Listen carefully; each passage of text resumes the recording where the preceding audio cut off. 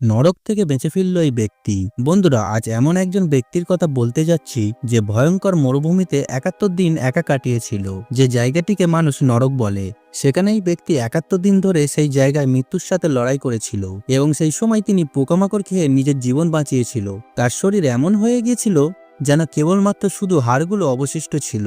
এই ভয়ঙ্কর নরক মরুভূমিতে বেঁচে থাকার কোনো সম্ভাবনাই ছিল না, কিন্তু এই সাহসী ব্যক্তি মৃত্যুকেও পরাজিত করে বেঁচে ফিরে দেখিয়েছে।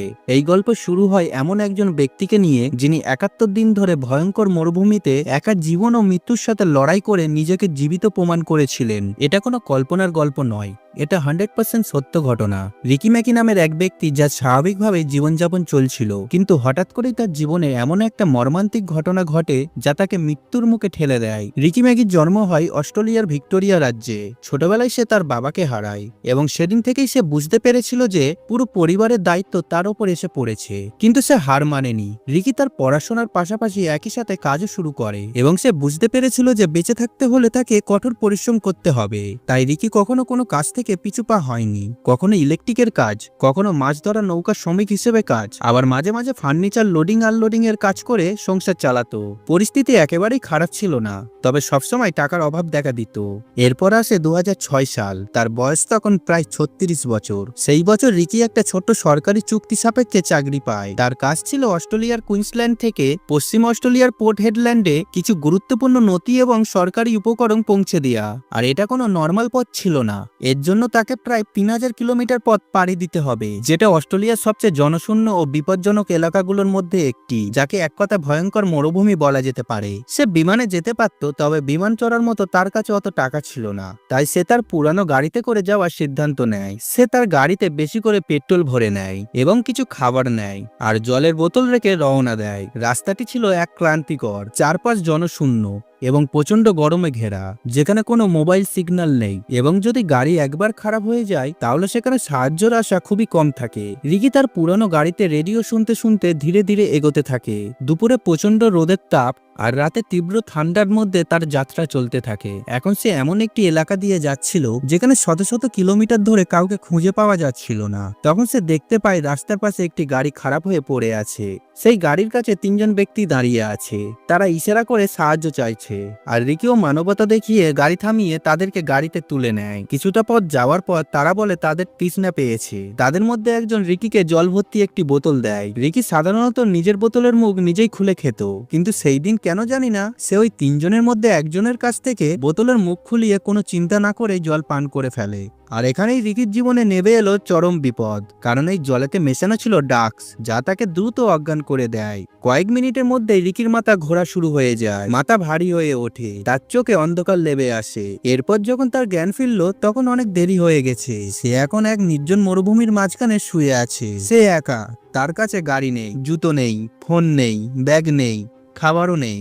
ওই 3জন ব্যক্তি তাকে লুট করে মরুভূমিতে মৃত্যুর জন্য ফেলে রেখে দিয়ে গেছে। রিকি যখন জ্ঞান ফিরে পেল এবং চারপাশে তাকালো, তখন সে বুঝতে পারলো যে এখন তার সামনে কেউ নেই, কোনো সাহায্য আসবে না। তাকে এই যুদ্ধ একাই লড়তে হবে। ক্ষুধা, তৃষ্ণা, তাপ এবং বিষাক্ত সাপ বিছে প্রতি মুহূর্তে তার জন্য অপেক্ষা করছে মৃত্যুর বিরুদ্ধে। রিকি এখন সেই নির্জন মরুভূমির মাঝখানে একা দাঁড়িয়ে আছে। সেখানে কেবলমাত্র শুধু নীরবতা, গরম বাতাস এবং জ্বলন্ত মাটি, যা প্রতিটি পদক্ষেপে তার পা পুড়িয়ে ছাই করে দিতে চাইছে। তার পায়ে কোনো জুতা বা মোজা ছিল না।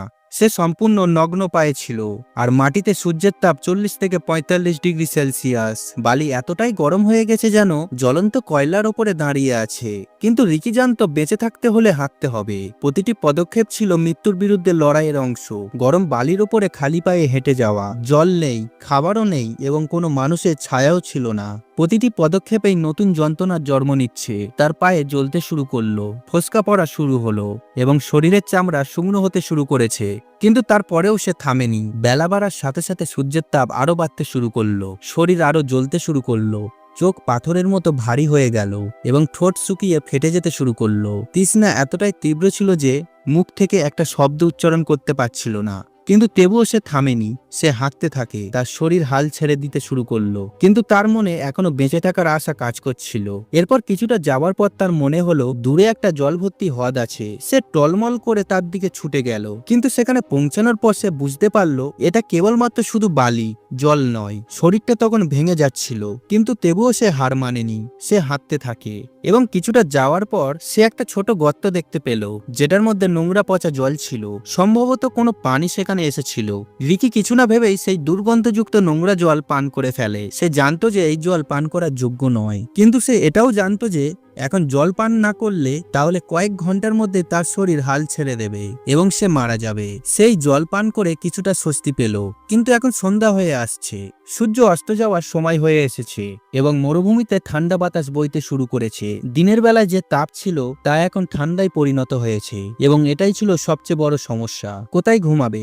মাটিতে ঘুমানোর অর্থ হলো বিষাক্ত পোকামাকড়, বিছে সাপ। কিন্তু ভাগ্যক্রমে সে কিছুটা দূরে একটা গুহার মতো জায়গা দেখতে পায়। সে সাহস করে সেখানে গিয়ে ভেতরে তাকালো। অন্ধকার ছিল, কিন্তু অন্তত মাথার উপরে থাকার জন্য একটা ছাদ ছিল। সে সেখানেই বসে পড়ল। তার শরীর ক্লান্ত, মন তখনও বেঁচে থাকার আশা করছিল, কিন্তু সে রাতে ঘুমাতে পারেনি। গুহার পোকামাকড় হামাগুড়ি দিচ্ছিল তার শরীরে। কিছু পোকামাকড় তার হাত পায়ে কামড়ে ধরছিল, কিন্তু সে জানতো যে এই সবকিছু মৃত্যুর চেয়ে কম কিছু নয়। তবুও যদি আমাকে এটা খেয়ে বেঁচে থাকতে হয় তাহলে আমি এটাই খাবো। জীবনে প্রথমবারের মতো সে বুঝতে পারলো যে মানুষ ক্ষুধার্ত হয়ে মারা যায় না, বরং সাহস হারিয়ে মারা যায়। বেঁচে থাকার জন্য সে এখন সবকিছুই খাচ্ছিল। পোকামাকড়, মাছি কখনো পাতা, কখনো কখনো নিজের ঘাম চেটে নিত যাতে তার শরীরে আর্দ্র থাকে। এবং সেই রাতটি ছিল একটি ভয়ঙ্কর ঠান্ডা রাত। এটি ছিল তার জীবনের দীর্ঘতম রাত, কিন্তু লড়াই এখনো শেষ হয়নি বলে সে বেঁচে গেল। মরুভূমির জ্বলন্ত বালির ওপর খালি পায়ে হেঁটে রিকি এখন তার চেতনার মধ্যে টলমল করছিল। তার শরীরের চামড়া পুড়ে গিয়েছে, তার ঠোঁট শুকিয়ে গিয়েছে এবং তার শরীর এখন একটা জীবন্ত কঙ্কালে পরিণত হয়েছে। কিন্তু তারপরেও সে কেবল হাঁটছিল। সে নিজেই জানতো না যে সে কোথায় যাচ্ছে। প্রতিটি পদক্ষেপ তার মনে হচ্ছিল যেন মৃত্যুর দিকে এগিয়ে যাচ্ছে। কিন্তু তারপর একটা অলৌকিক ঘটনা ঘটল। রিকির বন্ধ চোখে এক ফোঁটা জল পড়ল। আকাশ যেন নিজেই কেঁদে উঠল এবং রিকিকে বেঁচে থাকার সংকেত দিল। রিকি চোখ তুলে তাকাতেই দেখতে পেল কালো মেঘ গর্জন করছে, আকাশে বিদ্যুৎ চমকাচ্ছে এবং তারপর প্রবল বৃষ্টি শুরু হলো। রিকি এক মুহূর্ত সময় নষ্ট না করে সে হাঁটু গেড়ে বসে পড়ল এবং দুই হাত দিয়ে বালির মধ্যে গর্ত খুঁড়তে শুরু করলো। সে জানতো এটাই তার শেষ সুযোগ হতে পারে। সে 3 থেকে 4টি গর্ত খুঁড়ে নিল। প্রতিটি গর্তেই তার জন্য জীবনে বেঁচে থাকার আশা রয়েছে। বৃষ্টির জলেতে গর্তগুলো ভরে যেতে লাগলো এবং সে বারবার সেগুলো থেকে জল তুলে পান করতে লাগলো। যতক্ষণ পারলো ততক্ষণ পান করতে থাকলো, কারণ কখন এই বৃষ্টি থামবে কেউ জানতো না। মনে হচ্ছিল যেন রিকির শ্বাস প্রশ্বাস স্বাভাবিক হতে শুরু করেছে। তার শুষ্ক গলা এবং ফাটা জিভ প্রতিটি চুমুকে পানের অনুভূতি দিচ্ছে। প্রায় 1 থেকে 2 ঘন্টার পর বৃষ্টি থামলো এবং বালি ধীরে ধীরে সমস্ত জল শুষে নিল। সমস্ত জল মাটিতে মিশে গেল। রিকি খালি গর্তের দিকে তাকিয়ে রইল। এখন কেবলমাত্র ভিজে বালি বাকি ছিল, কিন্তু এখন তার ভেতরে আবার বেঁচে থাকার আগুন জ্বলে উঠল। ততক্ষণে সে প্রায় 7 দিন ধরে মরুভূমিতে রয়েছে। প্রতিটি দিন যেন তার কাছে 1 শতাব্দীর মতো মনে হচ্ছিল। তার শরীর কঙ্কাল হয়ে গিয়েছে, তার মুখ চেনা যাচ্ছিল না। কখনো সে চলন্ত গিরগিটি ধরে খাচ্ছে, কখনো নিজের প্রস্রাব পান করছে, আবার কখনো কেবল পোকামাকড় দিয়ে পেট ভরাচ্ছে। দিনের বেলা প্রচন্ড রোদ, রাতে বিষাক্ত পোকামাকড়, সাপ বিচে ভরা এবং সর্বদাই মৃত্যুর ছায়া। তবুও সে লড়াই চালিয়ে যাচ্ছে।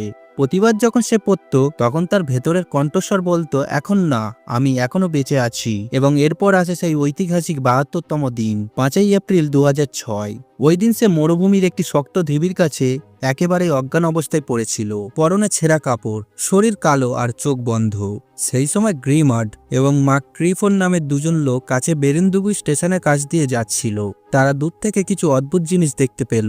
প্রথমে তারা ভাবছিল এটি কোনো পানি, কিন্তু কাছে এসে তারা মানুষের মতো একটি কঙ্কাল দেখতে পায়, কিন্তু সেটি নড়াচড়া করছিল। তাকে দেখে 2জন ভয় পেয়ে যায়, কিন্তু মানবতা তাদের থামিয়ে দেয়। তারা তৎকালীন হেলিকপ্টারে সাহায্যের জন্য ডাকলো এবং রিকিকে রয়্যাল ডারউইন হাসপাতালে নিয়ে যাওয়া হলো। সেখানে সে 6 দিন অজ্ঞান অবস্থায় ছিল। ডাক্তাররা বললেন এটা মানুষ নয়, বরং একটা অলৌকিক ঘটনা। তদন্তের পর দেখা গেল যে রিকির ওজন 106 কেজি থেকে কমে মাত্র 48 কেজি হয়ে গিয়েছিল। তার শরীরে প্রায় অর্ধেক অংশ নষ্ট হয়ে গিয়েছিল, কিন্তু সে নিজের জন্য একটি নাম হয়ে ওঠে। 71 দিন ধরে মৃত্যুর সাথে লড়াই করে এবং 72তম দিন অর্থাৎ 5ই এপ্রিল 2006 তারিখে আবার তার জীবন ফিরে পায়। কারণ যখন একজন মানুষ বেঁচে থাকার ইচ্ছা করে তখন আকাশ বৃষ্টি বর্ষণ করে, বালি তাকে জল পান করতে সাহায্য করে এবং মৃত্যু ও পরাজয় স্বীকার করে।